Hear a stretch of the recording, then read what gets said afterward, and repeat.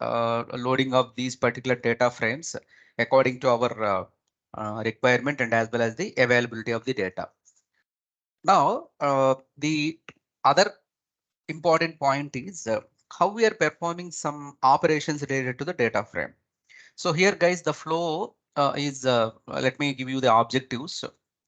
So the data frame usage, and there we are talking about the terminology of options, and most importantly, the schema.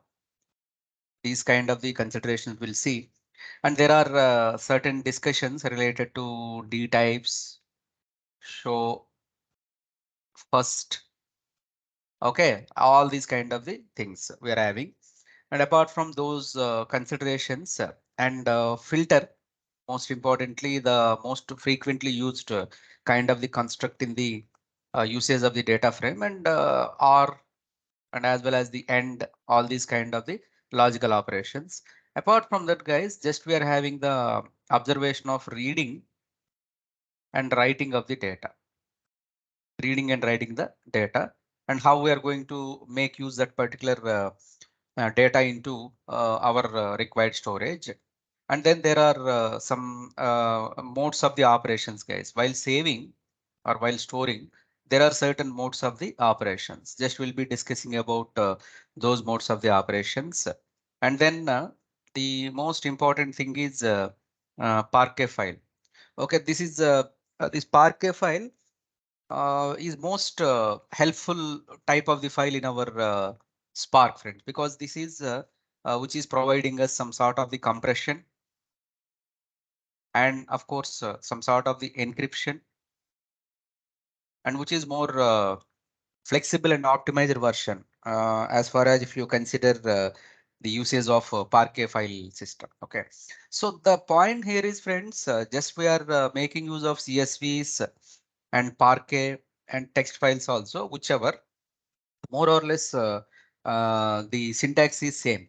Okay, just if you observe the usage of the CSV text in the earlier examples also we have seen, so that we'll discuss about those kind of aspects also, which is really helping us to understand the way how we are making use or getting the appropriate data loaded into our data frame. Okay, so let us start with the cluster, and this particular cluster helps us to create the environment related to the notepad, notebook and all. Okay, so just let me share that thing, guys, so that without any, because today most of the time we will be landing on that cluster only.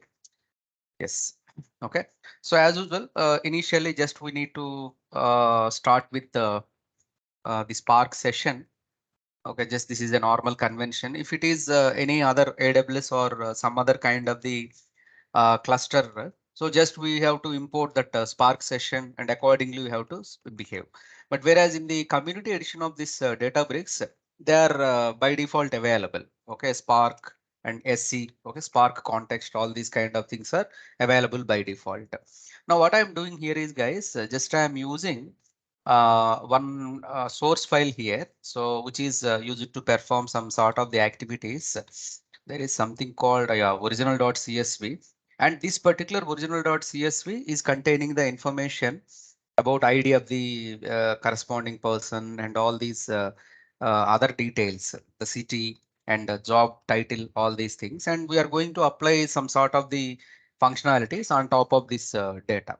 Okay, so now let me load this. Definitely this is a CSV kind of the data. So one best thing is just pick up this particular data, and just we can make use of this data.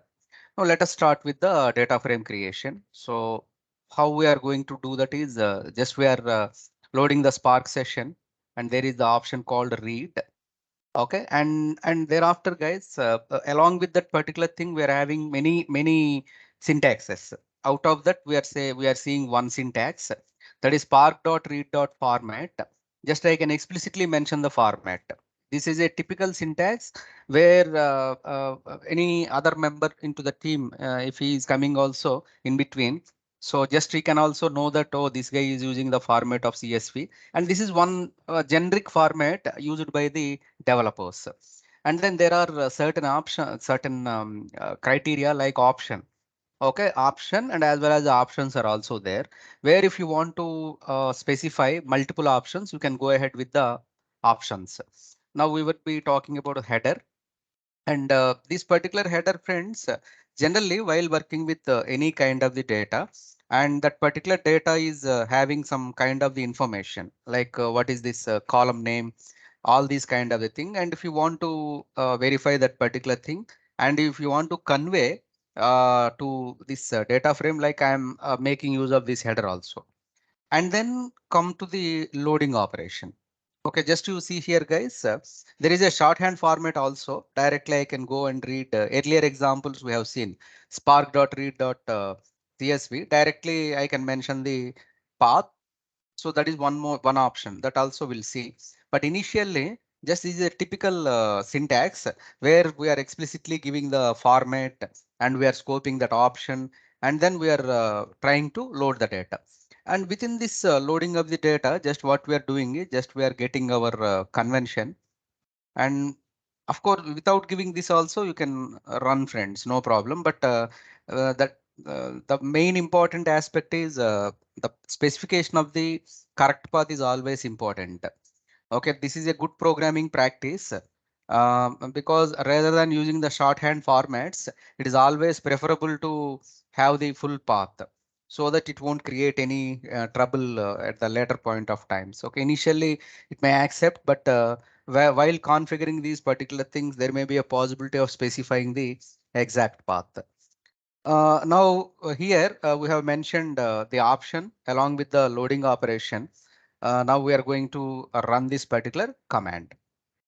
So just now, if you consider these things, here also you can see the appropriate arrangement of the data frame, guys, like ID, first name, last name, gender, city, job title, salary, latitude, longitude. So like that, some kind of the data is there with respect to this data frame. Now, as usual, friends, we are already known this show method actually. This particular show method just gives the information, whatever the data we are having related to this particular loaded data frame. Now, if you go back and verify, so just if I want to get some kind of the information related to this loading operation and all, let us try. Okay, so now see here, spark.read.format, which is a data frame reader. Okay, so specifies the input data source format. Just it is a format internally. What is the type of the data frames here? It is nothing but this data frame reader. Okay, now this particular data frame reader is opening the stream kind of thing where it is scoping this CSV kind of the files. And here the source data, just maybe the string name of the data source, maybe that is JSON or Parquet, whichever. And as said earlier, guys, always see that these kind of the examples, okay, without preparing any blocks. And as another example, whatever the example we are discussing in the session, apart from that, if you want to practice more other than this discussion, so just you make use of this convention. Okay, like there is a syntax where it really helps you to understand the appropriate intuition behind the whatever the functionality we are studying. Okay, so now moving ahead, this is one methodology where I can load my data into the data frame. So just I can clearly mention the format, and thereafter you can mention the option, and then you can specify the load operation. Okay. Now, the other option, guys, like, is there any other alternative option? Of course, we are having the other alternative. Just we are, as usual, Spark, read, it remains same. And then we are giving the CSV. Okay, just what we are doing is, however, we have copied that path, and just where I'm making use of that particular path. And one of the important thing is, friends, just it is always a better uh, practice to specify the header. Okay, otherwise it consider that thing as also a kind of the data. Now here also the same kind of the convention. We have loaded our data into the data frame 2, DF2. Now Here we can perform various aspects, guys. df.show as usual. This is not new for us. However, we are having that getting the habituations from day one. Even in the earlier sessions also, while talking with RDD and all, we collect the data and we have shown that particular data after loading. Okay. Now the other option is, guys, just you see here, we are having the kind of the data types as a developer. So we need to have some focus on the type of the data which it is maintained.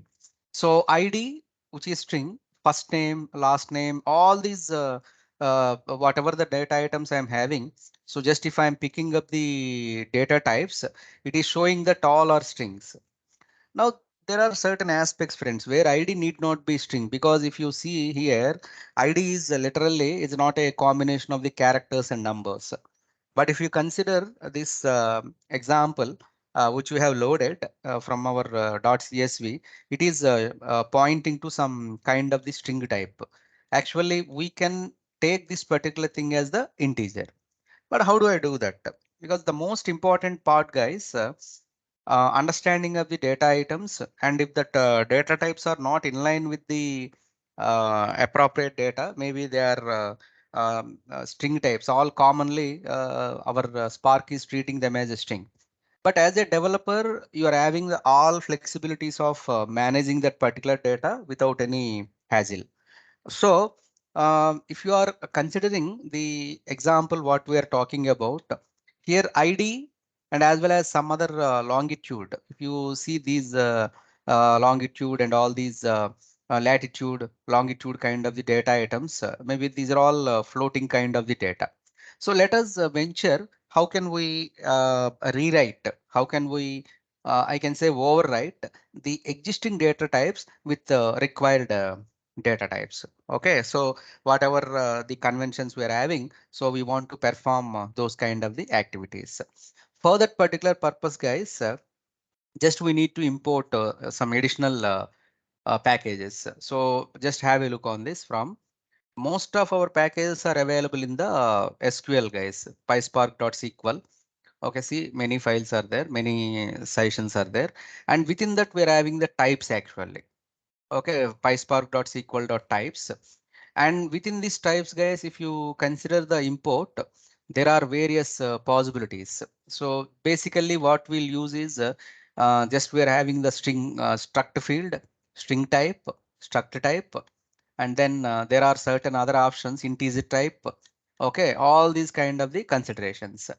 Okay, but here, as we are using many types, okay, you can either use the star, or else explicitly you can mention float type, int type, double type, like that also you can mention. Okay, so if you are very clear about only these two I'm using or these three I'm using, explicitly you can mention. Okay, like so just let me give you that thing. If I am saying, okay, string type, and then we're having the integer type, and then we are having the float type. Apart from that, we're having the struct type and as well as struct field also. Okay, actually these things, guys, already we have seen in some other example, but to notify you again, if you remember, guys, in the C programming, the members who are having the idea of the C programming, if you consider the concept of the structures, actually there is a concept called structure, which is used to handle the heterogeneous type of the data. There we generally create a struct student, int student number, float CGPA, and like char s name of 20. Like that, we are having some unit, and within that particular unit, you can refer the type of the data. Similarly, guys, here also you can create a struct type. Just I am making use of the struct type, and along with that, we are considering the struct field.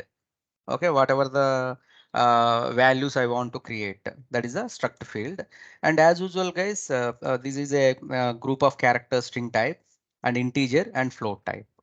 So with this, what you can do is I want to make use of these particular types, and apart from the above convention, like these are all strings actually. but I want to override some of the data items. I don't want to continue with the string type. Rather, what I want to do is I want to give my own data type. Okay, I mean actual data is having that possibility. It's not like we cannot give job title as whatever the job title I am taking. I cannot give this thing as an integer type. Okay, so there are certain conventions where whenever you want to override something, definitely you should see the possibility. Okay, now let us import this particular thing, and then we'll try to establish a kind of the schema. Now, friends, schema, if you are considering RDD and data frame, the main important aspect related to the RDD and data frame is RDD is not going to maintain any schema. Okay, just it is a kind of the row, just it is maintaining the data as a collection. Okay, just it pick up all the data into the dump, and we are as it easily accessing that particular data. But data frame is distinct, guys. Like, just it is not going always in a textual format or number format. It cleanly maintains the data in the row and column wise fashion. And if you print this particular data, also see here how it is giving a nice table representation.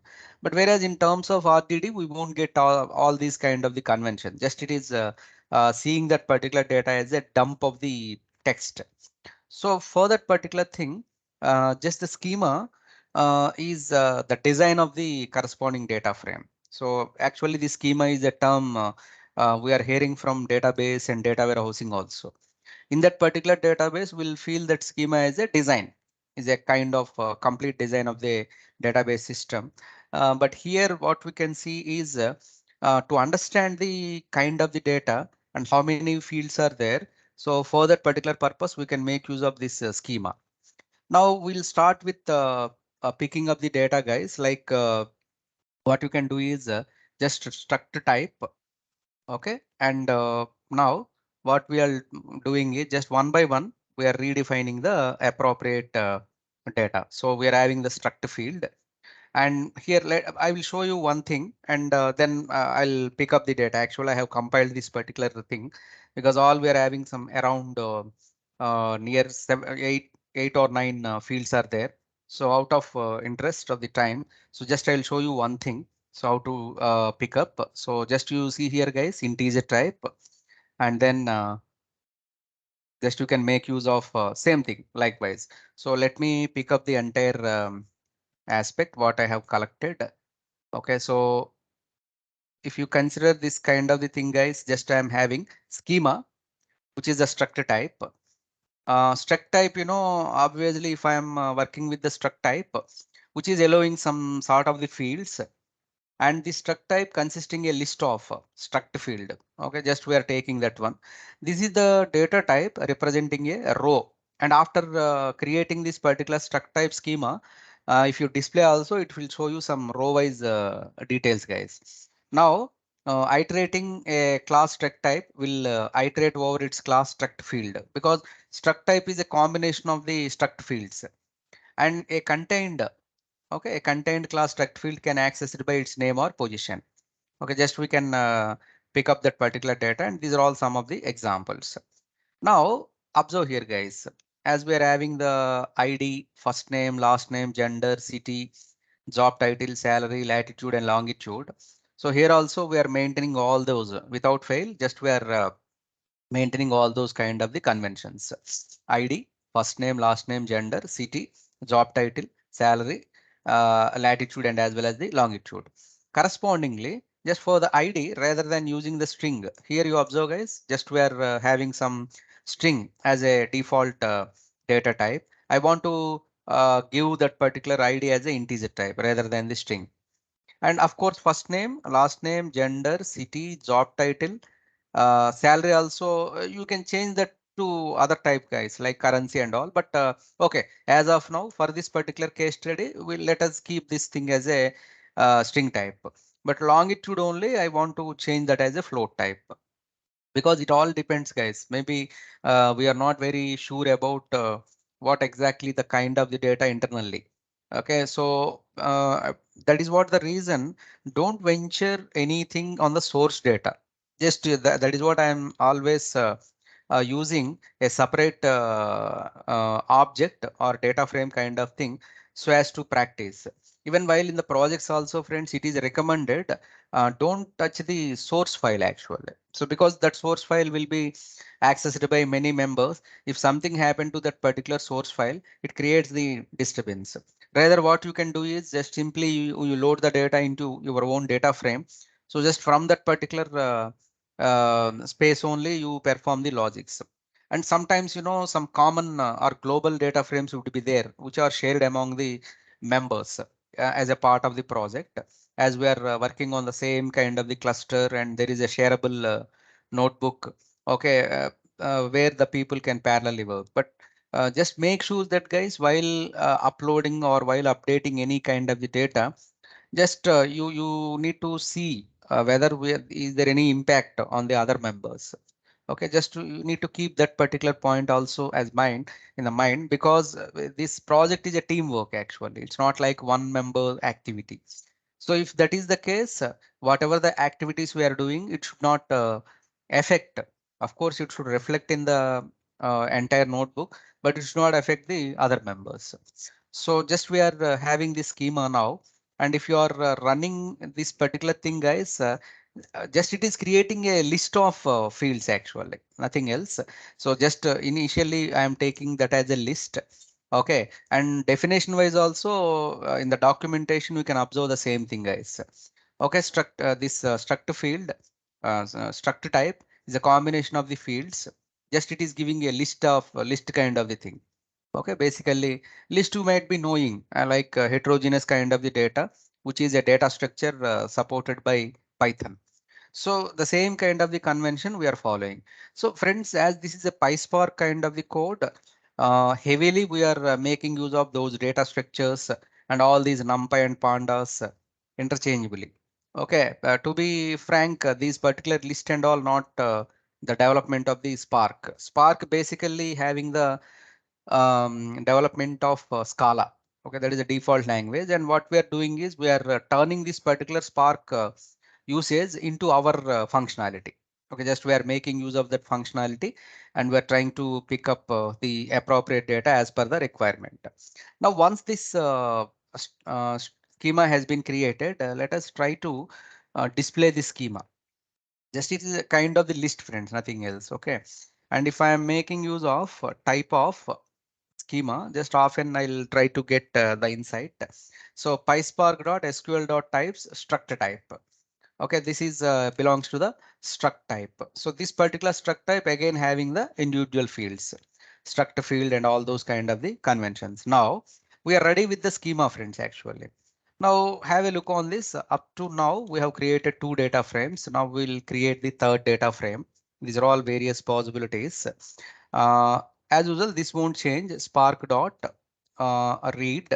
And of course, definitely now we are using as a case study, we are using the CSV. Soon I will be introducing you the Parquet file also.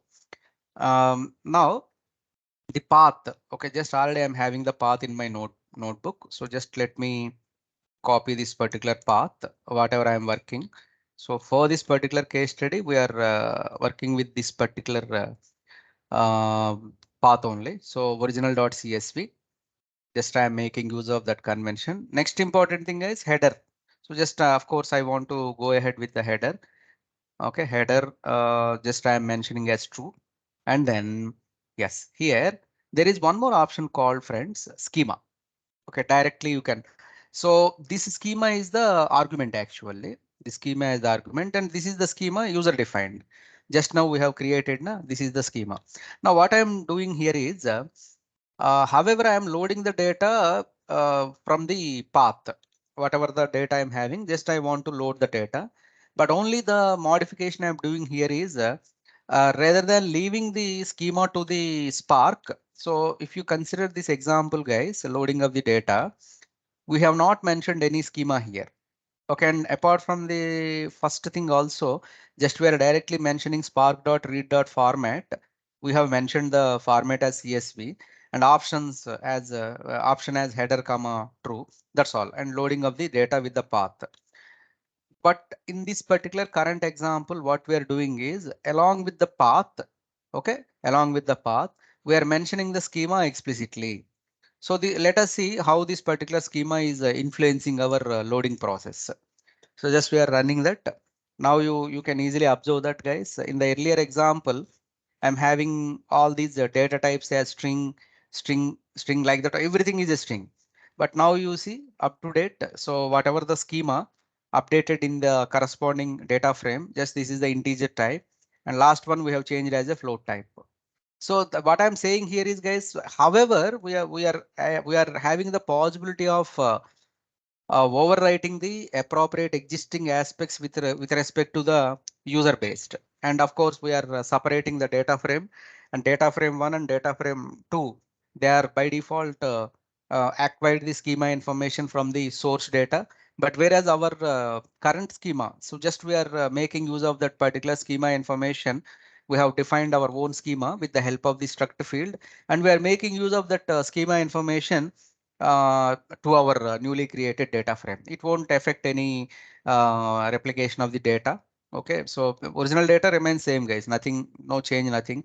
And moreover, that is a clause na D types. Just you can make use of that convention of picking up of the D types, where rather than all the strings, this time we are having the integer and as well as the float. First and last we have changed, and the same thing is getting the reflection. Now, sometimes, guys, there is a possibility of studying about the data frame. That concept is known as inspecting the data frame. Okay, so sometimes I want to study, maybe your manager or your senior member may ask you, can you give a report on this particular data frame? Okay, can you inspect what exactly the fields and how it is located, and some kind of the information related to the data frame. So in that particular case, guys, whatever the things we are seeing, all these things comes under category of the inspection of the data frame. Okay, so D types, which are all the data types available, and moreover, guys, here, however, we are using the DF3. If I'm using DF2, then definitely data types are distinct, because this is the this DF3 just now we have created with our own schema. Just we have raised that particular schema and we are picked up that schema. And we're having other option, guys, head of records. By default 5 it gives, and if you want to get 6, I'll be getting that. Now you can easily see that with the help of the schema just you have created struct field and all, so that it is automatically giving row and all these particular details as a row kind of the fashion. And we have seen this particular row kind of the representation, and even we have created data frame with the help of the row object, guys, while creating the data frames. And maybe probably today we are going to see how, because the third member, I have given the creation of the data frame as a demonstration, so that you can again revise how many ways are there so as to perform the creation of the data frames. Now, along with that convention, guys, there is a possibility of picking up only one first record, maybe for the sake of the sampling and all. DF3 dot first, just we are getting that information. And moreover, guys, if I want to get the report, okay, some sort of the statistical report, or is there any null values are there, all these kind of the convention, then I'm having the describe data. Okay, just you can make use of that particular functionality of the description. And this describe data, guys, what it is giving is the summary of the information about the possible fields: ID, first name, last name, gender, city, job title, salary, latitude, and longitude. Now the summary values are nothing but count. Of course, we are having 1,000 throughout, but in the city and as well as the job title and latitude, maybe here and there we may have some sort of null values, or maybe the record may not be there. That is what the differentiation. And mean value, and you can see, guys, first name, last name, and gender, city, job title, salary, all these things are not having the mean values, because the point you can understand here, the reason you can understand here, because these are all belongs to the string type of the data. There is no mean or average kind of things. Only for the number type of the data, our description of the data frame, we are getting the mean values. Now, standard deviation, actually, guys, these particular things are pretty much helpful in the machine learning guys, in terms of machine learning, because in the machine learning, just before launching or before applying any kind of the algorithm, just we need to see what exactly the mean value, minimum, maximum, all these kind of the conventions. And in terms of your missing value imputation also, we are going to use some of these terms. So, however, so as to get the essence of the data, what is the minimum value, what is the maximum value, what is the standard deviation, how the data is spread. Okay, so generally subject matter expert and domain experts need to have this data. And as a developer, you also need to look up these kind of the conventions. At least in the discussion, we can add one more point, guys. Maybe SMEs and domain experts, while they are talking about our data and all, it is always preferable to sit and get that particular skill set, because over the period, guys, you can implement the coding and all definitely simple. By this time you would have realized, and in the coming sessions also the same kind of the logic we are following. Okay, no matter whether we are using the user defined functions or any other kind of broadcast and accumulator, already we have seen. Okay, as a part of the optimization. Actually, a broadcast and accumulator, they are all belongs to the optimization techniques. Maybe after completion of this data frame, we can see that. But see, now already we have completed those things. So that means advanced programming also not different with the with our whatever the programming or whatever the operations we are doing. Okay, so there is no, that is what the advantage, guys. Maybe in other programming languages, if you are moving ahead and if you are getting the advancements or more complex programming, you should use some complex construct, and programming is also heavy. But the main advantage of the Spark programming is no matter whether you are using a normal or day-to-day operations you are doing, or else you are embedding your um, advancements in terms of optimizations. In either of the case, just all these kind of the conventions are common. There is no distinction, guys. If you see the broadcasting, accumulating, all these kind of the convention, even we have seen repartition, coalesce properties, all those particular things are really optimization techniques, but they are nicely embedded into the simple code. And with the heavy customizations, one can easily enjoy the benefits of the coding without much without number of lines of code. Okay, so this is one where you can perform the activities related to the data frame, inspecting the data frame. Apart from that, guys, just as of now, we are just using the information in terms of the rows, and there are certain possibilities where you can only get the columns information. Okay, rather than displaying the schema or print schema, just I want to get only columns information, name of the columns. Okay, I'm not bothering about what is the data type, but I want to work out and I want to apply some kind of the filters. I want to apply some kind of the conditions on top of that. Then I should get the kind of columns name, so that you can able to get that thing with the help of the df3 dot columns. And apart from that, we are having some other possible, like that we're having many, guys. I want to scope some of the things so that which really helps you to operate or inspect the data frame. Like count, just we're having the 1,000 number of records in that particular count. Now we are going to apply. I am pretty interested to get the distinct values. Okay, and distinct count. Sometimes, there is a possibility of repetition of the data. I don't want to pick up the repetitions. Yeah, still we're having the unique values, guys. Maybe here and there. What I mean to say here is, if you consider the ID, first name, a last name, like that, we're having some kind of the data. If multiple data items, I mean, same ID, first name, last name, salary, then only we can consider it as a duplicate, guys. Maybe last names might be multiple, salary might be multiple. In that particular case, we cannot consider that as a repetition, guys. Repetition means in the row wise I am talking. Repetition in the row wise means entire record must be repeated. Then only we are able to filter that particular duplicate data. But the concept in terms of the columns is different. Suppose if I'm talking about the individual column, if I want to pick up only the distinct, there is a different logic. However, in the session, we are going to see that as a case study. So just we'll pick up the data and we want to manage only the distinct records related to the column. That is a different thing. Okay, so but whereas entire on top of the entire rows, if you want to apply the distinct, it's not like okay, even one or two values repeated means it's not a duplicate, friends. Okay, entire record must be repeated, then only we can say that as a duplicate kind of the value. Now, one more convention here, how to handle the null values, because friends, missing value imputation is there actually. Okay, how do I handle the missing values, guys? Can someone help me? Just let me ask this question. It has been long time. How to handle missing values in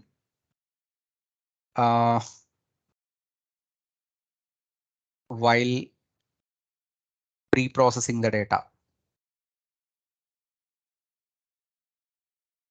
So just to share your thoughts, guys. Total, we are having 5 approaches so as to handle that particular missing values. Come up with your analogy. Okay.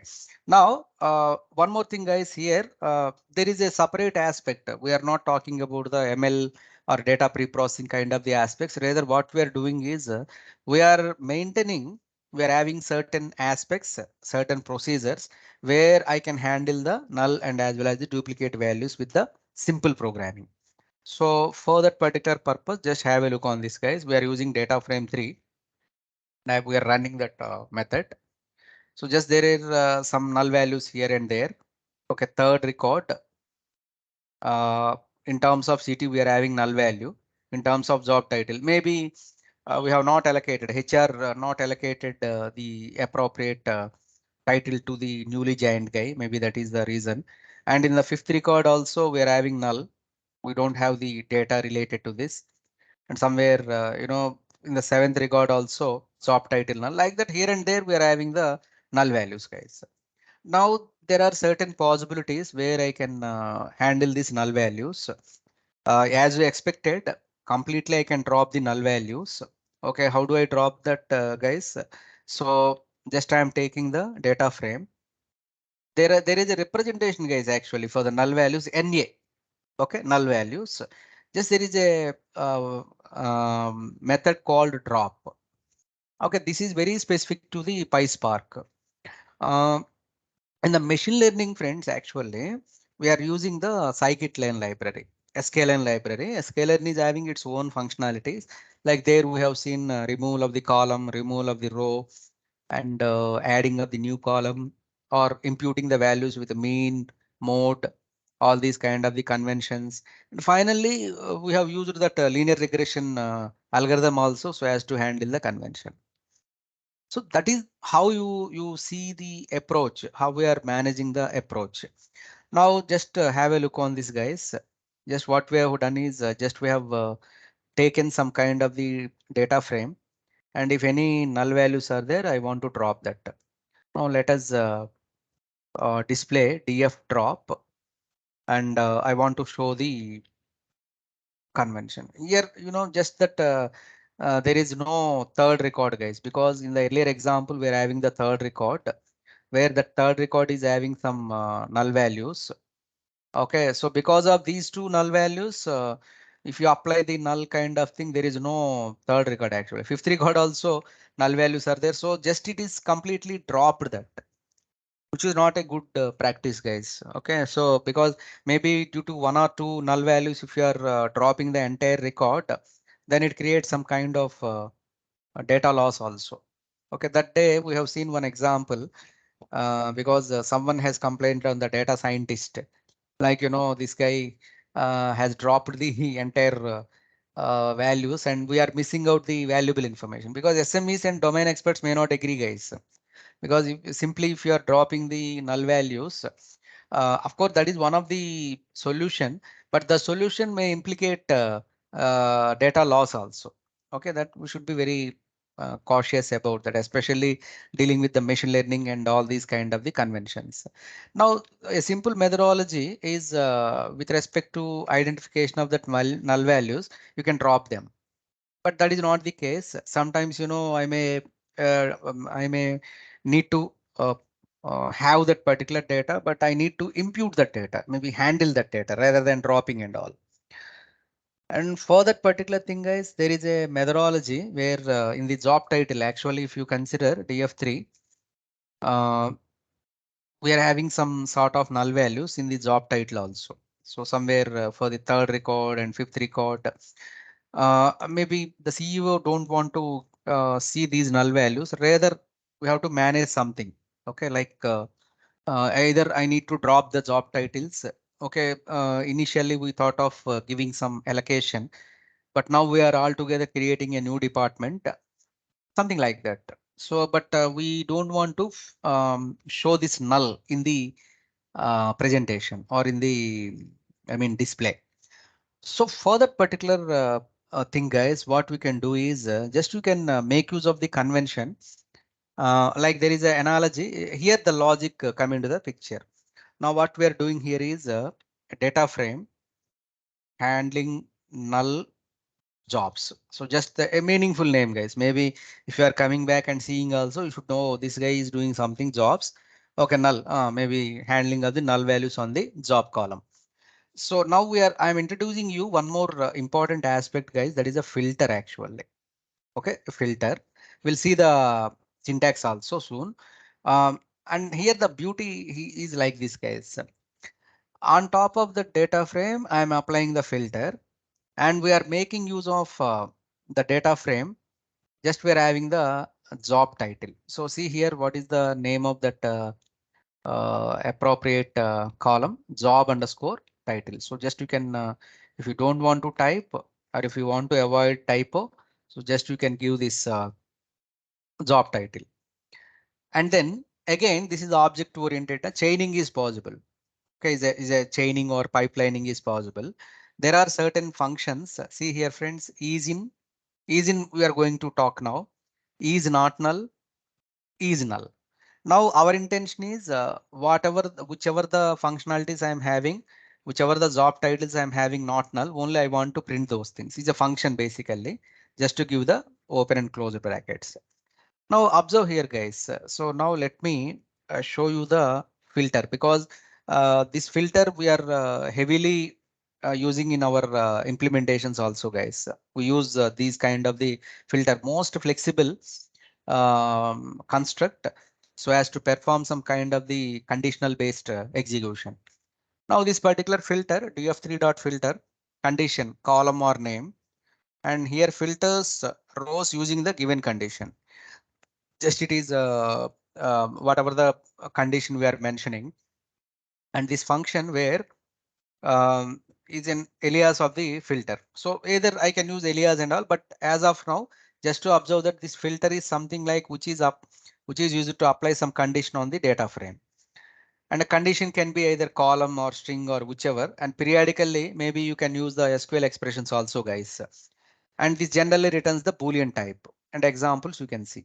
Okay, now the outcome of this particular expression is, guys, here we are on top of the data frame 3, we are applying some sort of the filter, and we are using the column name as df3 dot job title on top of the particular column. We don't want to apply. If you leave this df3 dot filter, and it is going to apply on all the columns and all the rows. But I particularly I'm mentioning that I don't want to apply my condition on all the columns, but rather I am customizing this. So just I want to pick up the not null values from the job title. Okay, now your df underscore null jobs is having the information of not null related to the job title. Okay, so just you run this. Okay, so just it is giving some sort of, this is of course schema it gives as usual. Now the point is let us run this convention. So yes, as per your expectation, definitely it is going to handle that null values. Okay, only particular job title. Okay, so related to that particular job title, though other values are having null, we are not going to touch. Maybe you can ask this. However, we lost this third row, but you see here in the earlier example of the null value handling, we lost many records, guys. Actually, here fifth record also gone. Like that, there is a effect on multiple records. Even one null value is there in in the column, then it is going to filter out that. It is going to eliminate that. But with the help of your filter, you can wisely handle the job titles, because our problem is only job title, so that we are not touching any other null values. So still the null values are present, guys. Here null is there, but still the record we are getting. Only we are fine tuning related to the column information. If that particular column is containing any null value, then only we are handling that particular null value related to the column. Okay. And apart from these are all up to now you can easily face, and it is very pretty understandable, guys.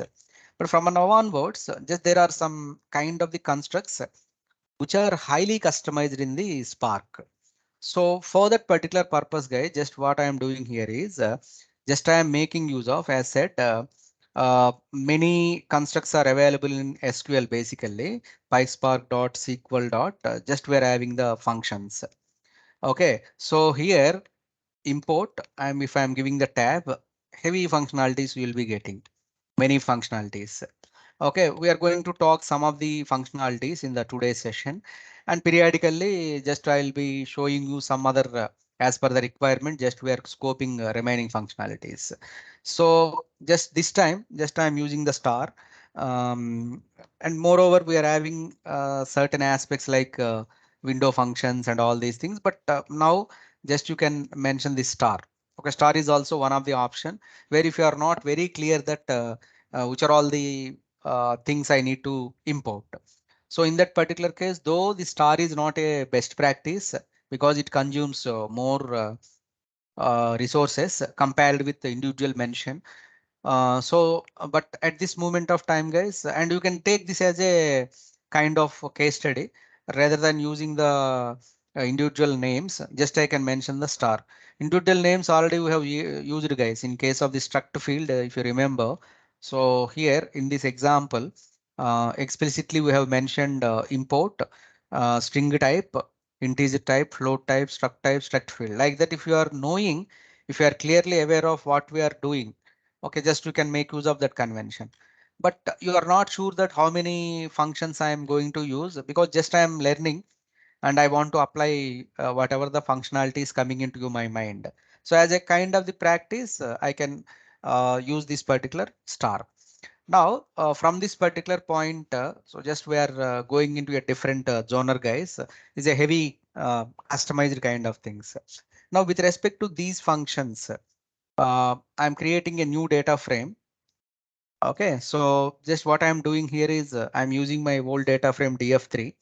There is certain option called with column, friends. Very, very useful. And let me show you. In this session only, I can show you some 2 to 3 applications of this with column. The point here is, guys, what I'm doing here doing is just as a kind of the implementation.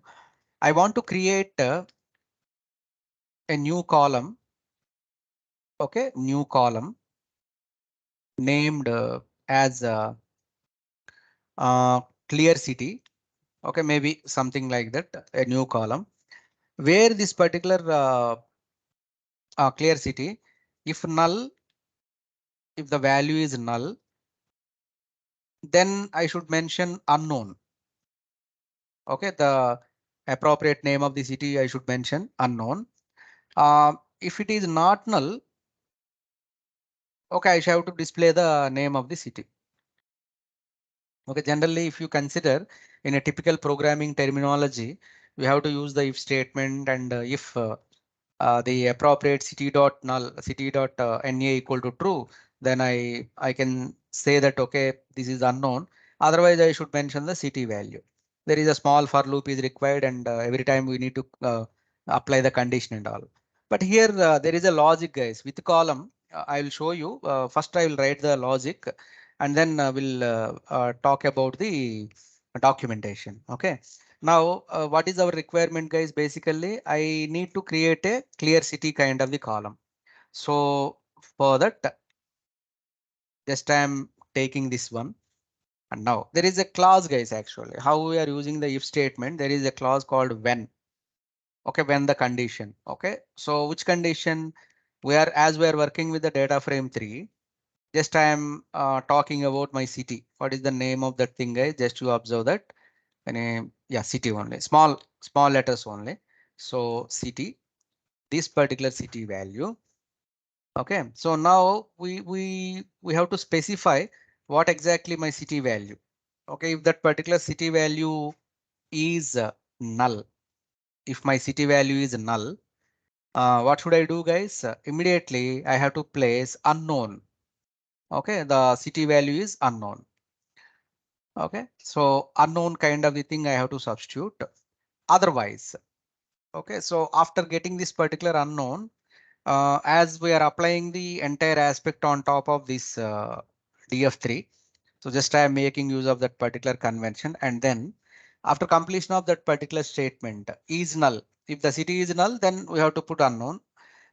Otherwise, see guys, otherwise just what I am doing df3 dot city. OK, so simple. It's not a big thing, guys. Now let us work out this particular statement. Just we are creating a new column clear city. Here we are observing two conditions. This is the first condition. This is the second condition. In your first condition, what we are doing here is df3.city. If that particular city is null, if the value present in that city is null, then what should I do, guys? Rather than leaving that as a null, I should mention as a unknown value. Because in some of the cases, we can see our city values as null somewhere. OK, so just if you are referencing those kind of the conventions. But now what we are doing is we are updating. OK, we are mentioning that condition. If that is null, then I should put unknown. And one more thing, guys, else part I am doing otherwise. In all other cases, just I want to pick up my city. Now, before going to launch this particular code, let us study about the with column. Very useful construct, guys. So your with column basically accept the column name and on top of the data frame. Finally, it is going to return the data frame. Returns a new data frame by adding a column or replacing the existing column that has the same name. With column is a kind of the construct where it overrides. That's what the reason, guys. If you see here, guys, it creates a new column. If your new column in our example, actually city is there, but clear city is not there. So obviously it is going to add that particular column as a new column to our data frame, or else replacing the existing column. If I am not mentioning anything, if I am directly mentioning the city, it overrides. But it is always a good practice to create a new column rather than overriding the original column, friends. The same convention we are following. OK, you can create, you can venture whatever the activity you want on top of your newly created data frame only. Don't touch the source data.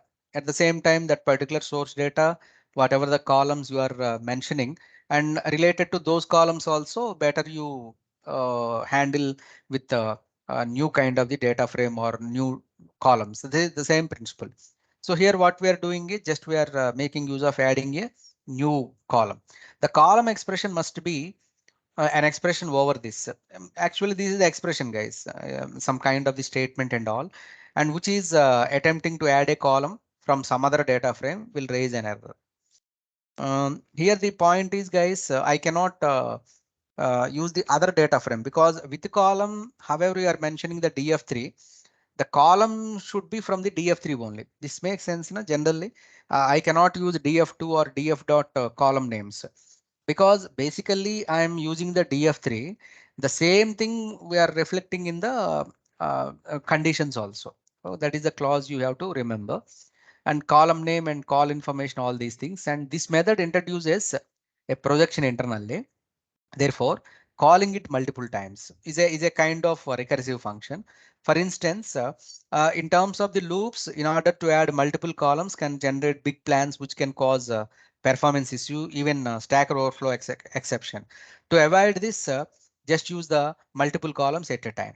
See friends, these things, those designers kept the point that okay, how I need to handle the optimizations. The key success factor behind this particular thing is they have not just created and floated multiple things, guys.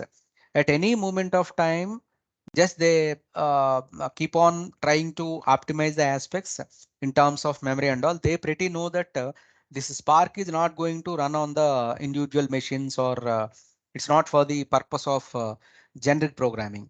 Rather, we are working with some huge amounts of the data, and we are going to submit our jobs to the cluster, so that obviously these things are whatever the constructs we are using, those constructs must be optimized in nature. So for all these kind of the things, just if you go through the documentation of these things, you can realize that there is a special purpose for the sake of for the development of the Spark. Okay, it's not for the factorial computing or reverse number computing or prime number generation. Of course, you can do those things, but the main functionality is to work with some kind of the optimizations and to reduce the lines of the code and to achieve the betterment with the simple code. All these kind of the conventions we have to observe. So this is the way how you can observe. And periodical, of course, though you are seeing the documentation and some of the aspects we may not get at this moment of time, don't worry guys, just we are having the multiple case studies to handle this kind of the convention. At this moment, as a first thing, what we have done is just we are making use of the specification of with column, and along with adding of a new column information, and we are having a little logic revolving around that, where that particular logic is making use of the clear city column and place your data in such a way that if that particular city is having the null value, place unknown. If the city is having not null, then leave that as it is. Okay, whatever the name we are having. Okay, at that moment, just you can run through. Okay, so just schema as usual, guys. Now our new data frame is available with df new. Okay, just I am picking up that data, and I can make use of the show. Not a surprise, simply it is making use of some of the city names as unknown kind of aspects. Okay, if I can see this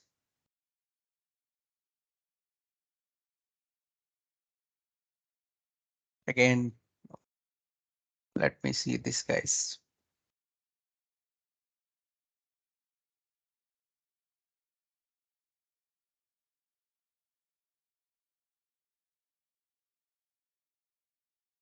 So your oh, so sorry, df new dot show. Okay, just you observe, guys, some unknown I have to get. If it is not there, means it is creating as usual. Okay, so the convention here is just we are making use of the city, and if it is null, then we have to mention the unknown. Otherwise, we need to mention the dfct. Let me paste this particular thing so that if any member, okay, I will share this this thing also, guys. So better you also practice if time permits. Otherwise, uh, drop NA, fill NA. Shanmuga says median mode imputation. Okay, and Ansari says dropping records having null values. Imputation using various methods. Excellent. Removal or deletion of missing values. That is the first basic thing. Yes. And Jatin says drop the rows, imputing and imputation using LRM. Least recently used method. And of course, sometimes guys, with some sort of regression models also, maybe that is the understanding by Jatin with respect to the logistic regression modeling or linear regression, because nowadays that is also permittable, guys, in the teams, because these are all venturing many things, guys. It may not be restricted, though some sort of the best practices would be there. but the developers like you should propose new things whenever you are working or whenever you are using some sort of the case studies. That's what I am giving presentations also.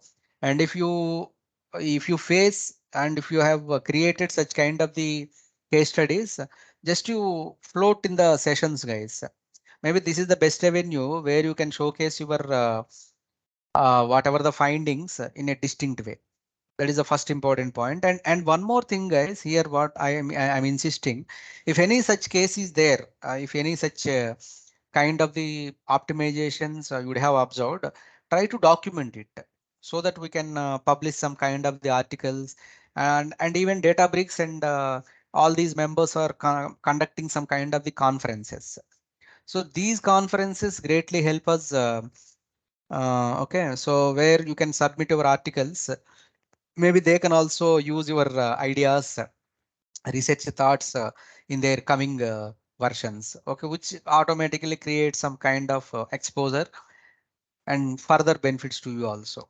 Okay, now Surender is saying for int data type we can go with mean and median. If extreme outlier, then with median. Excellent, because we have seen that, guys. Actually, if you consider the way how we are making use of this imputation is if it is categorical data, because we cannot say that one particular column is only having the it only have some sort of only integer or a numerical kind of the data. There is a possibility of categorical data, heavy possibility. So in that case we can use, and moreover outliers, friends. Actually outlier is something which is not related to our data, which is beyond the range of the data, which is erroneous value. So as to maintain that convention, just you can handle these median values and all. And if string data type, then we can go for mode also. Mode is another statistical measure where more number of the repetitions and all we are having those kind of the things. Very good. Okay. And Pawan says fill missing value manually, most basic. Use global constant. Global constant is something like default value, guys, because in terms of handling of the data, just like that, I cannot put the default value. There are certain standards, maybe sometimes, guys, four nines or zero or default, like that. Some standards would be there according to the domain and according to the requirement. So based on that particular convention, one can easily go and mention that. So good. And now, guys, here we have seen how we are making use of that convention of launching that with column. And there are certain other options actually. So there are other ways where I can make use of my data frame 3, whatever we are talking about. Just I am showing this. We are not touching anything related to this thing, friend. We are periodically creating a new data frame and we are applying our logics. Now, apart from these kind of the conventions, there is a direct methodology where if I want to handle the duplicate values, okay, there is a methodology. So DF3, directly I'm having the drop duplicates. Okay, so drop duplicates. Just I can make use of this thing, and df underscore duplicate. Just you can show. Okay, we are not sure that whether we are having the duplicate values or not, but the procedure, yes, of course, guys, it is rearranging the corresponding data. And if you refer the documentation related to this, so this is relating, of course, returning a new data frame, return a new class of the data frame with duplicate rows removed, optionally only considering certain columns, and you can give the column names also. Now see here, guys, the optimization involved in this particular thing is for a static batch of data frame, it just drops duplicate rows. It just drops the duplicate rows. For a streaming class, it will keep all data across triggers as intermediate state or drop to drop the duplicate rows. Here, rather than storing that particular data into the destination, it maintains one intermediate repository. There it is going to duplicate rows. You can use with watermark to limit how late the duplicate data can be and system will accordingly limit the state. In addition, too late data older than watermark will be dropped to avoid any possibility of the duplicate. That this is the point we need to observe, guys, because though we are not interested to maintain the duplicate data, but sometimes that data might be useful. But let me give you this example. Maybe in the medical diagnosis, maybe periodically the doctors are verifying the patient and they are updating the information accordingly. Maybe with the same patient ID name and the diagnosis what they are doing on day to day, they have to register. We cannot say that as a duplicate, guys. Of course, that is duplicate, but that is really useful duplicate. If any new doctor came and if he want to know what are all the historical kind of thing, and then in that particular case, these data items are very much helpful. Apart from that convention, maybe if you consider the appraisal process in our company. So we are tagging that appraisal with the number of certifications completed or number of trainings attended and number of papers published for the senior members at least. So just there is a reflection maybe in terms of employee ID. There may be a possibility of within 6 months of the span they would have published two articles, one book chapter and one is in the Scopus or any other kind of indexed journal. So those kind of the duplicates are required, guys. So for that particular purpose, just we are having with watermark, and after certain threshold, you can remove that particular thing. Okay, so these kind of the conventions are greatly helpful. And here the example also we are having age and as well as the height, and he is taking age and height and age 10 and height 80. Now, simply if I'm giving this particular thing and all names are allies and first two records are having the same things. So it is giving only 5 and as well as the 10 and of course height 80 as it is. So in this particular case, the entire row is having the common column, common data. But the third thing is distinct in the age. So it considered as a individual or non-duplicate kind of thing. So similarly, until we are understanding the data, there may be a possibility of getting only the appropriate record so that it is shuffled somehow. This particular shuffle in the sense the data is arranged actually. It's not in the corresponding format. In the earlier things, if you see these things, but duplicate wise again, it has to verify the other things rather than ID is not a duplicate. No? ID, there is no possibility of getting duplicate related to ID. It's an integer kind of thing, and that too it is not having any duplicate values 1, 2, 3 like that only we have seen. But your city and as well as job title, salary, latitude, longitude may be having same type of the data. So in that particular case, just it is considering and rearranging the data according to that.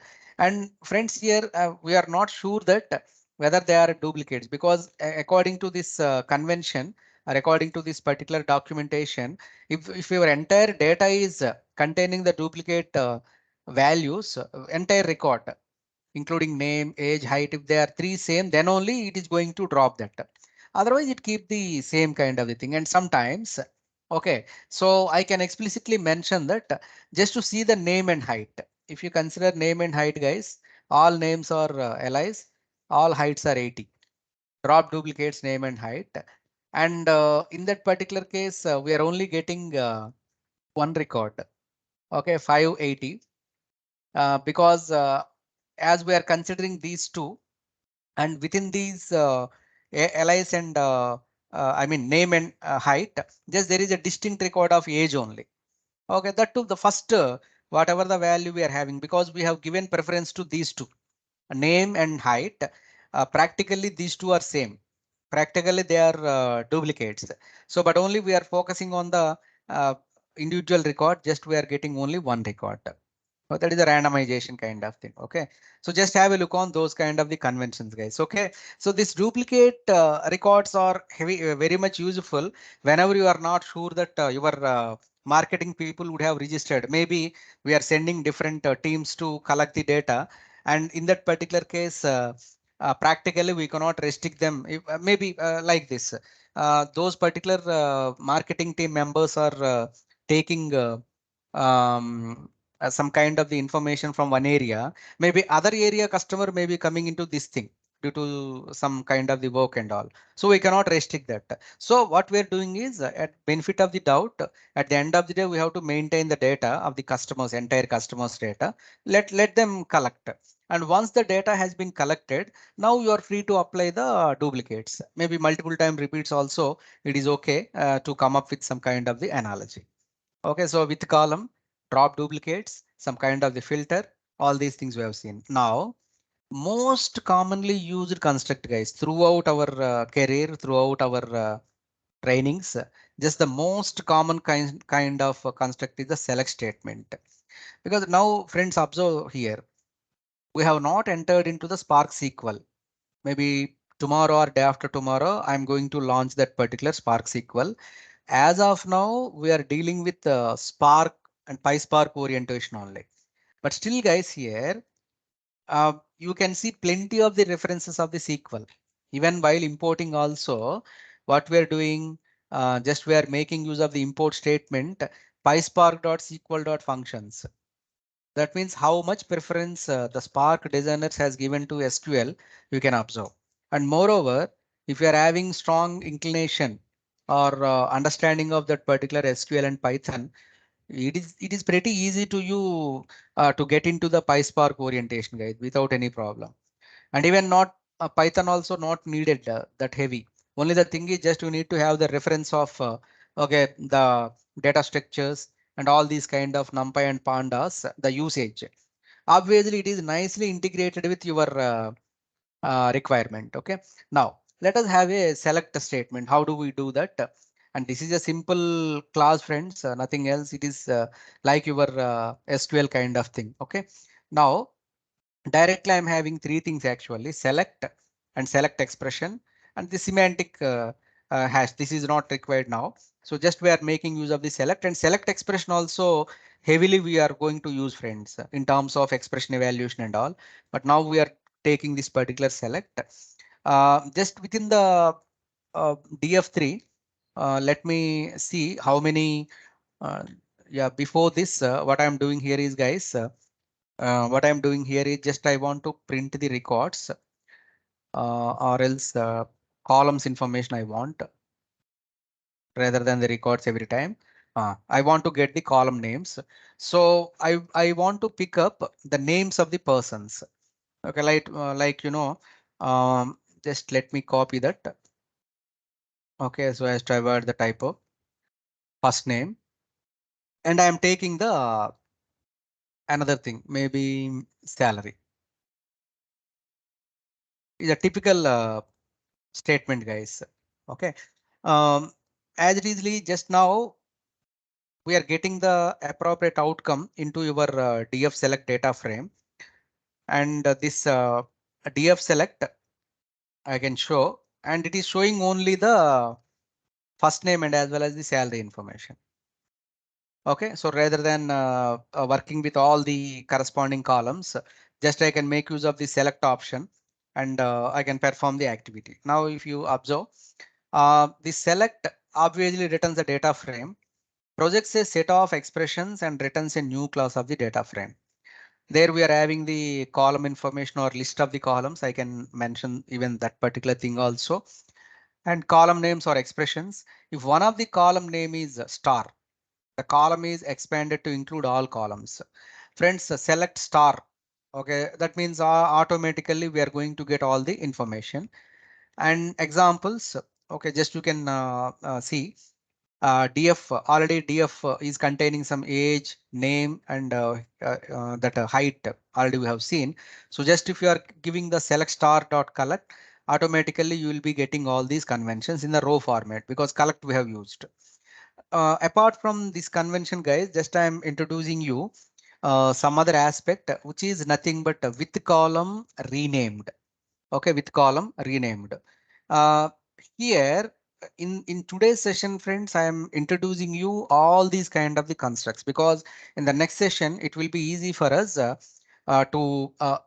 cover further because all these particular things so far, filter, duplicates, handling null values, and then we have seen some sort of select and with column we have seen. Now we are seeing the with column renamed. Now what it does, actually the with column renamed, as the name implies, okay, as the name implies, you can send something like with column renamed is used to renaming of the column. Okay, that is a basic syntax. And you might be wondering about what is the difference between with column and with column renamed. Friends, with column is having many functionalities. Maybe you know, in the earlier example, we have added that clear city. We have added that clear city. So you can add the column, you can override the column, or you can rename the column. Even you can apply some kind of the conditions. Even you can perform some kind of the, you can embed some kind of the expressions. A lot more we can do with the with column, friends. With column is having vast functionality, whereas with column renamed is restricted to only for the renaming of the columns. Okay, let us see how we are going to rename. So just I am taking this rename option. We are making use of uh, now I want to use the with column renamed. Um, with column renamed, how I am doing here is, guys, just I am picking up this particular column name. Okay, first name, this particular column name. So after this, I'll ask this question, guys. Okay, how do I distinguish between with column with your just I'll paste those particular syntax, whatever you have used, and let me see how many of you are following. Okay, first name and as well as the FN. That means just as it is, whatever the column I am having, I am taking here, and we are running through this FN. Just now I'm running. Just we are making use of rename. If you observe this show method, obviously, guys, you will be getting rather than first name, I'm getting FN first name. I have shortened this particular first name as FN. OK, now let us see the syntax. This particular thing gives us with column renamed. First, we have to give the existing column and then the new column. And finally, however, after performing this particular operation, your with column renamed is finally giving the data frame. Now returns a new class data frame by renaming an existing column. Okay, by renaming the existing column. This is non-operational if schema doesn't contain the given column name. Friends, here, let me show you this convention df rename. What do you mean by non-operational? I have to check this. Ah, first name one actually not there. Now run cell. Yeah, it is not giving any error, guys, actually. Non-operational means that one. And if you see this rename latest we have updated, show, still it is non-operational. Non-operational means what it is, though we override this particular first name with FN, first name one with FN, if this first name column is not there, it is not going to return any error, guys. Okay, in the certification exam also they are asking, they are giving these wrong columns to us and they are asking us what is the outcome of this statement. And you may simply fell into that particular trap of Databricks. You may straight away say that, oh, first name one is not there in our column list. So definitely this leads to some sort of the error. No, not like that, guys. Your first name, okay, whatever the information I'm having, your first name one is not there. Okay, but still it is not going to give any error because if you consider this thing, this is non-operational if schema doesn't contain the given column name. That means though the column name is not there, according to your expectation, no problem. Okay, it is not going to raise any error. Rather, what it does is, what it does, guys, it is simply giving the original whatever the data we are having before that. Just it is copy paste as it is whatever the data we are having in the earlier data frame that we are going to get. Now, let me ask you these questions. I'll go back to with column. Okay, let me see how you are understanding because I have not revealed many things, guys. Now, let me pick up this particular thing. Though they are not directly uh, though they are not directly integrated, but still there is a kind of representation. Let me see how many of you are. intelligent chaps in the call. Another thing with column renamed now. Let me pick up that. Yes. You can Google also, no problem, guys. Because I want your involvement, your observations. That's all. Okay. Right. So have a look on this. My question is, how do you understand? How do you distinguish or else with column and as well as the with column renamed? Uh, the possible avenues I have created. Just I have given some sort of and even this statement may helps you. I'm not sure. Let me paste this particular statement also. I'm using all my possibilities to confuse you with questions. OK, right. Yeah. OK, now that is there just to work parallelly, guys, just to think through with column and with column renamed. Now there are certain options where I can exclusively use the filter. Because still we are having time so that I can cover this topic also, the filter topic. Before applying the filter, let me show you which are all the data items I am having. Now I'll pick up the first name and I'm going to apply some sort of the filter conditions. So as to check the equality of the name, like operator ends with, start with, between, is in, like that we're having some sort of the possibilities. Let us see all those kind of the conventions. OK, now friends, here the filter condition, the first one is what I'm taking here is data frame 1. OK, so just we are 1 minute, guys, 1 minute. Someone is calling.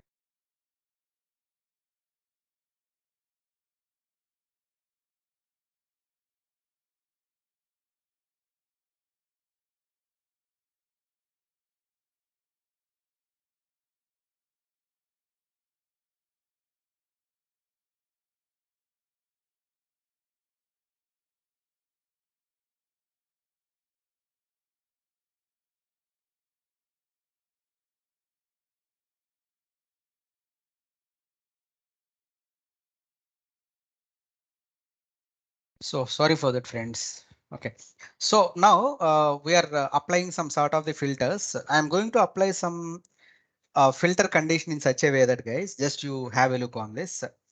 I'm taking my data frame along with the filter, and within that, whatever the condition I am mentioning, that condition must be from the current data frame only. That we pretty know that. OK, so df3, and we are picking up this. Let me take the columns, friends, handy because that columns are required.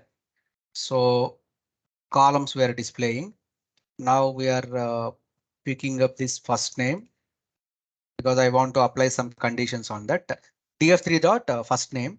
Now I'm checking whether a particular person is there in the table or not. OK, so I'm copying and I'm giving this thing. OK, I'm filtering only this particular thing and make sure that, guys, these strings must be placed in the quotes. That is as usual. Now this particular filter condition is a simple checking. OK, whether within the data frame, the first name, friends, maybe some of the people are aware of the conditions and SQL and Python.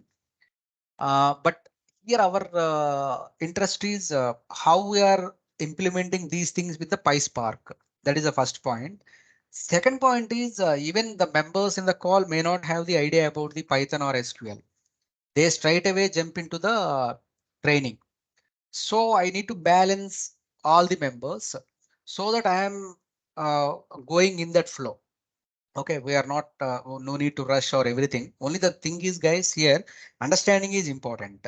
OK, at the end of this particular training, we should be in a position to stand out and OK, do something in the Pyspark, and at least you need to crack the examination, Databricks certification and all. OK, that is the thought process.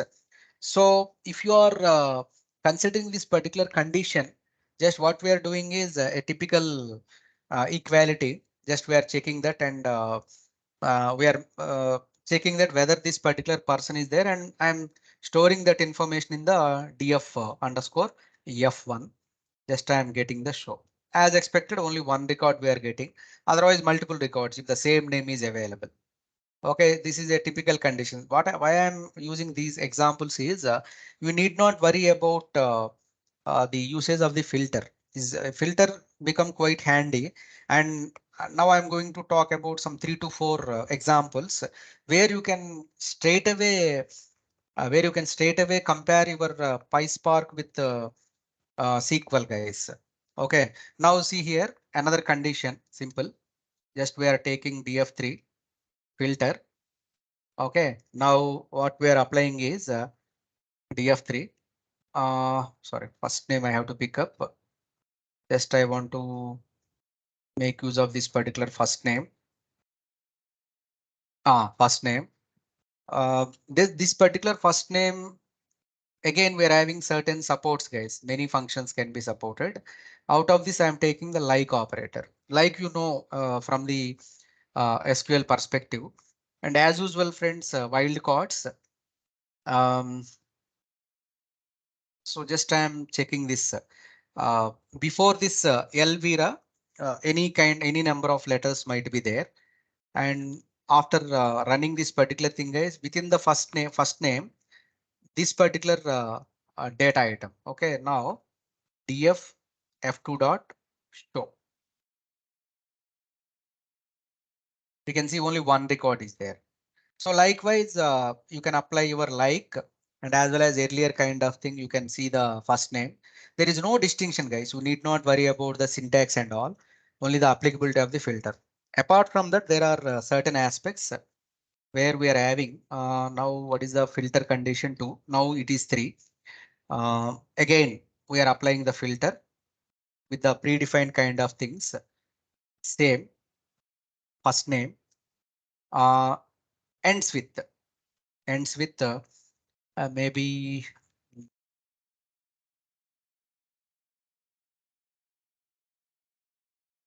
first name, na? Maybe ends with something like that. Okay, maybe I can take DIN. I'm not sure whether those things are there.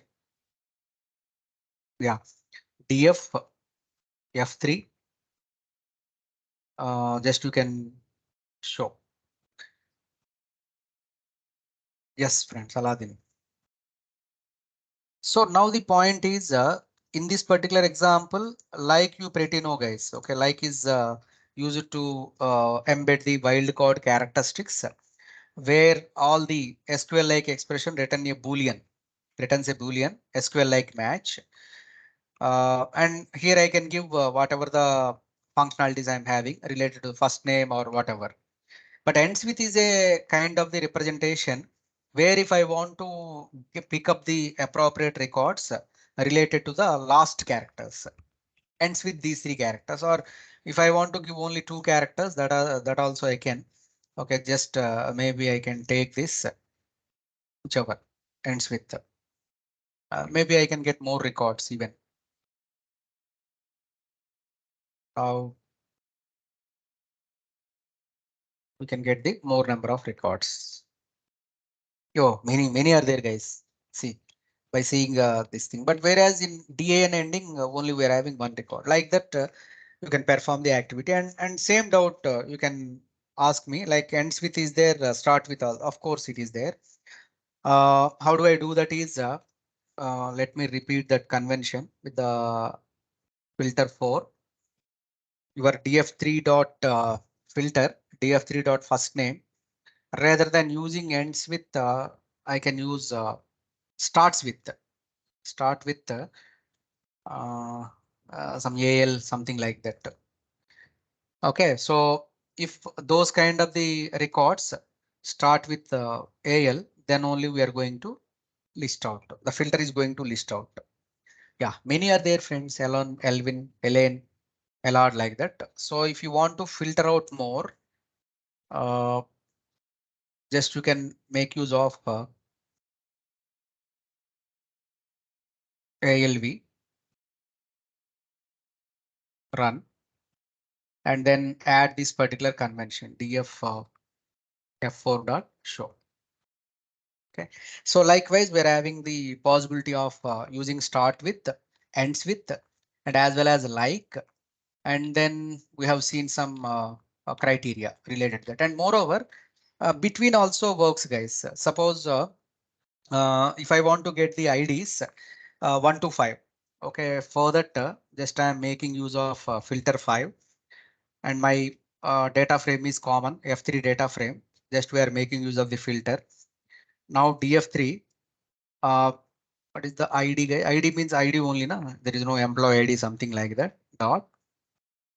See here, between bitwise and bitwise, or all operators are supported between 10, 20. Only those members I want to pick up 10, 20 IDs, and df f5 dot show. And even, guys, even it is easier than SQL, I can say. And some people may feel this is SQL, but as per my experience and my this thing, it is more easier than SQL, guys. Even after seeing Spark SQL, you may not entering into that genre, because the problem, not the problem. One more step you have to do. Directly, I cannot use the data frame into my Spark SQL. What should I do is just I need to take the corresponding data frame into the conversion of the view or table, and from the on top of the table only I'm going to apply some conditions. Most of the times it is some kind of the double quotes is in terms of the expression. Okay, so those kind of the conventions. Okay, just you follow up that thing. And but my strong suggestion would be just make use of these conventions, all these kind of the possibilities, so that further we can perform. And moreover, one more option we are having.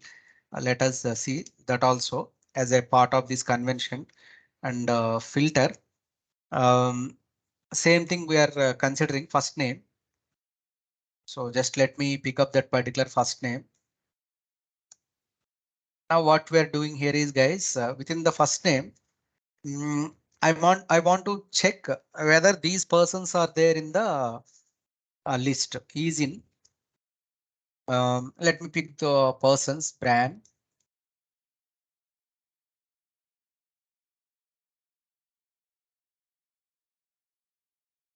Okay, comma.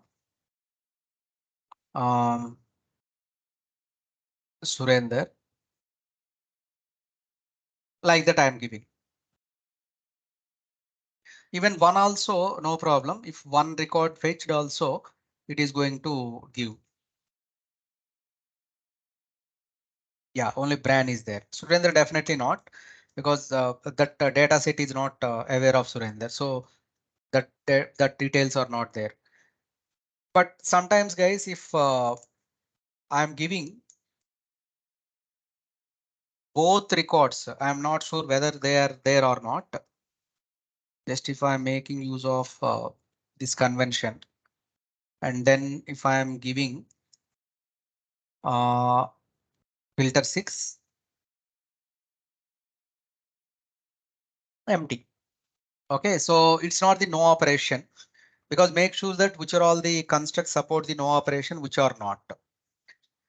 And this is up to some extent it is okay, guys. But whereas sometimes I want to mention some alias kind of things also. Alias also most frequently asked question, guys. Now let me show you with some other options. Now there is a case study, guys. Substring. How I'm doing is just I'm coming back to the select statement again. Within that particular select statement, I am taking my first name. Okay, so just I am typing this first name. And again, I am applying some kind of the condition. My first name, whatever the name I am having, I am picking up the substring actually. So this is the most common practice, guys. Maybe picking up of a particular detail from the corresponding thing, and I am creating the alias, and then uh, just I am creating the new name. See, friends, here you can easily observe this particular statement. What I am trying to do is you pretty know that select statement pickups the appropriate columns, whatever you are mentioning. Okay. In that respect, just first name as easily printed. But in the mention of the second thing, what we are doing is first name and just this particular first name, we are picking up the substr substring from first to fifth character, 1, 2, 3, 4, 5, fifth character. But I don't want to replicate that first name. Rather, I want to alias that first name as a new name. Friends, one more important point is alias is different, with column is different, with column renamed is different.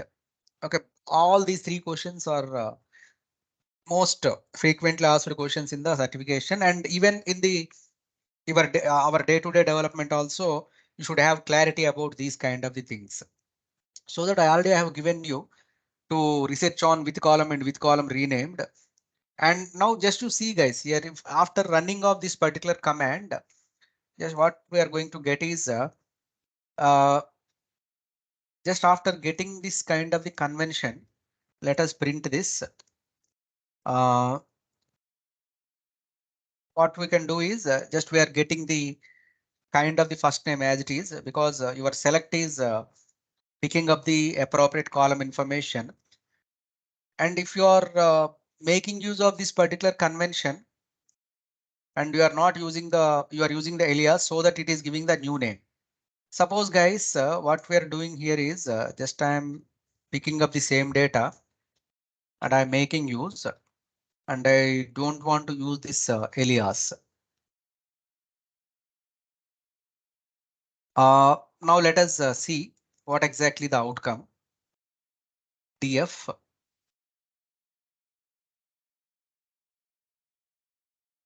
substring dot show. So just if you consider this thing is a weird kind of thing. Okay, so while using alias guys, if you are not using alias, but if we want to apply some kind of the expression or some sort of the condition, it's always preferable to go with the alias. Now the differentiation you can easily observe. If you give the alias name, it is nicely formatted according to your requirement. You can free to give the newly created name, whatever the column you are having, that name you can give. Apart from that kind of the convention, again you can observe this. Okay, if I'm not mentioning the alias, then the problem is such a big string unnecessarily. Whatever the expression you are giving, it is substituting here substring first name 1, 5. It is giving some kind of the internals actually. Okay, for the members, maybe while explaining something to a client or somebody else, you need not reveal the internal aspects. Okay, but here, if you are not using alias, sometimes you know your logic, whatever you want to preserve, and at least to display in the nice manner, you can make use of the alias. Otherwise, what happens is your entire expression will getting into this particular path. It's nothing wrong, but only the thing is in the kind of formatting the outcome. Just we are not going to prefer these kind of the expressions directly to print within the select statement. Rather, what you can do is you can make use of the alias, where just simply it is renaming without displaying all these internal logic. The sub str and whatever the logic you apply, all those things are not going to display. Apart from that kind of convention, guys, there are possibilities. By this time, you would have realized there are multiple filters also. Whereas in the same expression, I can use the AND operation, I can use the OR operation, like that many kind of the conventions we're having. So what you can do guys here, I can able to apply the multiple filters. Once these particular filters over, just will jump into the JSON and as well as the Parquet. Nothing great guys. Those two things are pretty simple. How we are loading our data and how we are picking up our data. But along with that thing, I want to scope some sort of storage also. Suppose if I want, always what we are doing is we are getting the data. Of course, in somewhere in the RTD, we have seen that how to store the data. But here also we are going to try, and we are trying to store some data with some kind of the modes of operation, which are quite interested and which are very useful in our projects. Okay. Now, if you consider the multiple filters, guys, so just let me give you the multiple filter example. In this particular case, I want to make use of some kind of the existing constructs where at a time I can mention the employee names and as well as the city information. So multiple filter as usual, just as we are working, keep on this DF3 filter. And with respect to this particular thing, what I am doing is to separate the multiple conditions. It is always good programming practice to handle the conditions individually. Just I am having my first name because I am clear that first name is these letters only. Is in. Okay, first name is in. I'll take some random names uh, and then some other name, Valvo. And once this particular thing is over, there is one more operation I want to apply, end operation. Your DF3 and other considerations or no, let me pick up the columns information, guys, rather than going back. Just I'm picking this columns information.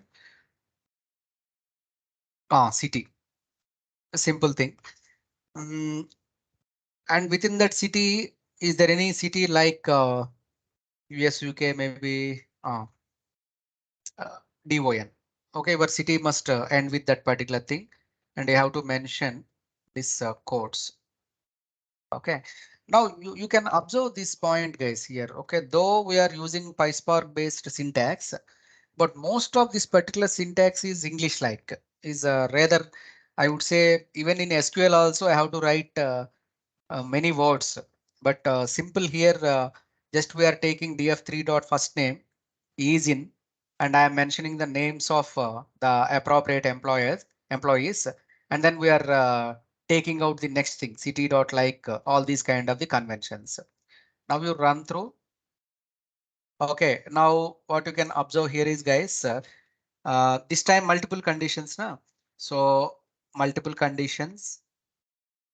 Let us see, because this time we have to get the first name and as well as the city. The city, of course, end with DON here, and only one member is present here, guys. Okay, there is no name called this thing what we have expected. Only one member is there. Okay, this is a general practice where you can add multiple columns so as to pick up the appropriate information. And apart from these kind of the conventions, I can use the or and as well as the end. Okay, so those kind of the conventions also you can work. Let me show you that thing and we'll go to the break. And after the break, we'll take the presentations. Okay, so be with me, guys. So what we are taking is multiple filters. Here I am taking the or condition. Just I am taking the filter value. As I said, separate the conditions df3. Just I am making use of the first name. The general consideration is names. Generally, we are checking whether the names are there or not in the list. Same, and then I am giving that val, whatever the name. Okay, just after that, I am applying some R. There is a pipe symbol now, guys, like pipe symbol R. This is the R representation, and then you can use this condition df3. CT already we have seen the same thing I am using, like same example, percentage DON. Now see the differentiation between earlier and current one. If both the conditions are satisfied, then only we are picking up the records. Whereas in this particular example, more or less our condition is same, is in and as well as the like operator. But rather than taking the end operation, we are taking the or operation. You pretty know, guys, what is the difference between end and or. End says that it is going to give us a kind of the records where both the conditions must be satisfied. We have to satisfy the both the conditions, then only we are going to get the records. Otherwise, if we are not interested to have the both the conditions satisfied, only one condition satisfied also no problem. like the person attended the training, or else he is conducting the trainings. Okay, maybe with your experience, you may be interested to guide the junior developers, and we can allocate some kind of the sessions to you. That is one path. Otherwise, you are interested to learn the some more technologies. So in either way, these guys can be considered for the appraisal. And some people not interested to attend the trainings, and some they are not ready to share their experience, because knowledge, once you start sharing, guys, it definitely improves your capabilities, and at the same time, with your experience and knowledge, you can empower other members also. That is the main motto actually. Okay, now this is the first condition, of course, and this is the second condition. Okay, so just we are making use of that particular thing, and we are running, and be cautious with the brackets, guys, because always it causes some trouble. Okay, MF or condition. I'm not sure whether multiple records will come. If more number of cities or more number of members are from end of DON, then definitely we'll get more records. Compared with earlier one, only one record we got with the end representation. But in terms of R, we are having due to this thing, guys, actually DON and as well as the DON. And Liz Alden. Alden, we know actually this guy is hunting us from the beginning. But this Liz is a new member where he is from some other city, ends with DON. Okay. And moreover, one more point, actually, we are having 5 more minutes to take the break. For that, just what I am doing here is one more multi filter condition. This is a simple condition. Just I am making use of the filter. What I'm doing here is a simple thing, ID greater than 10 and df3 ID. I'm not sure, less than or equal to 100. Let me see, less than or equal to box. So we are combining end operation and mf1 dot show. Yeah. See here, the point is rather what I can do is 90. Now let me run this. Yeah. So from this perspective, guys, greater than 90, of course, you start by 91 and less than or equal to 100. The typical normal condition, guys. But whereas individually with the simple end operation, you can perform the activities of the logics. Okay. Now let me see the outcomes. Yeah, very good. Shanmuga says with column adds a new column to existing data frame is a transformation, of course. With column renamed modifies the name of existing column in the data frame. Very good. And Pawan says with column first give the result and then assigns a name to results. Okay, quite interesting. With column first gives result and then assigns name to result. Oh, very good, guy. Because in the with column, if you consider the syntax, we are giving the new entry first, guys. With column renamed.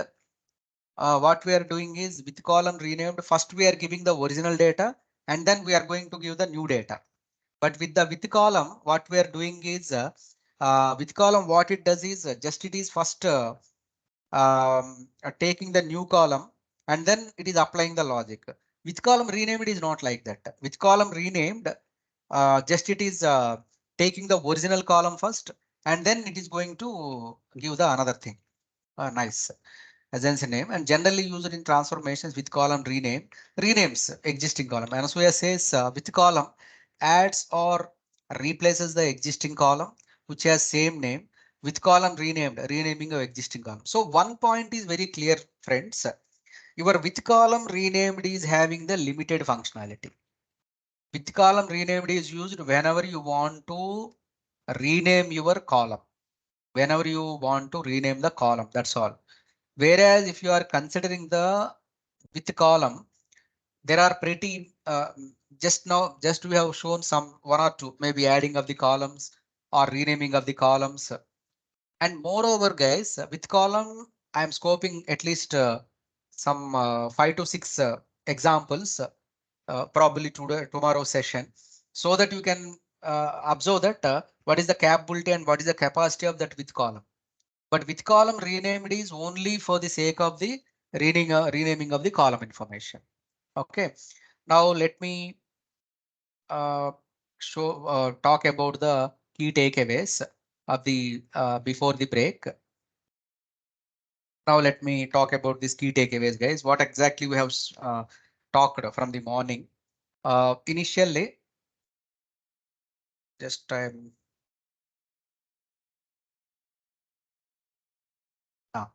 we worked related to the data frames, guys. And as a first thing, we have loaded the data of .csv, and there are certain options we have seen, format, option, and then header, all those things we have seen. And as a second kind of aspect, we discussed this schema actually. Okay, now we have seen your own schema, user defined schema. And with respect to this user defined schema, we have used some types actually. Struct type, struct field, string type, integer type, float type. Because sometimes, if you want to preserve your own schema, then you can make use of this particular schema. And thereafter, we have seen some kind of the select and then filter with respect to filter and or is in like. So all these kind of the variations. And then we have seen the concept of the with column. With column for the syntax is like this, guys. With column, a new call, comma, expression or original column. And I can rename this. I can use for the renaming and all. Whereas with column renamed, this is purely for the renaming only, guys. There is no other customization. Directly, I'm using the original column, new column. Remember this syntax, guys. Original column and new column. OK. And then some sort of the conditions we have seen with the filter and all these things. And after the break, let me see these guys who are all 3 members. Let me read the names. Anasuya, okay, Anasuya is there. Just now I have seen. Hope you're ready, Anasuya, with your presentation. Friends, am I audible? Yes, sir. Yeah. Anasuya, are you there or you don't want to respond? Yes, I'm here. Okay. Now Dasaradan, RTD versus DataFrame along with examples. Yes. Dasaradan, are you there? Yes. Yeah. Very low. So Surya, Dharma Surya. Yeah, I'm here. Okay. So thank you very much. Hope I also enjoy your presentations, guys, because I love to hear from you. Yeah, that's all. So let me pull that particular Google timer so that we can